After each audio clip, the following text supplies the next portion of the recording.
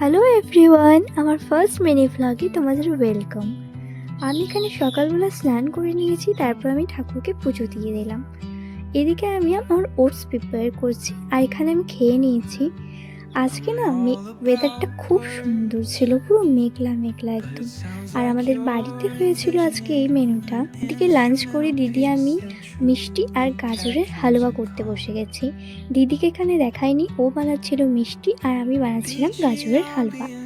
মিষ্টিগুলো এখানে ভাজা হচ্ছে, আর অন্যদিকে গাজরের হালুয়াটা কিন্তু 50% হয়েই এসেছে। এবার দিদি মিষ্টিগুলো চিনির শিরায় ছেড়ে দেবে। আর এদিকে কিন্তু আমার গাজরের হালুয়া পুরো একদম রেডি। খুব সুন্দর হয়েছিল খেতে, আমি ভাবতে পারিনি এত টেস্টি হবে।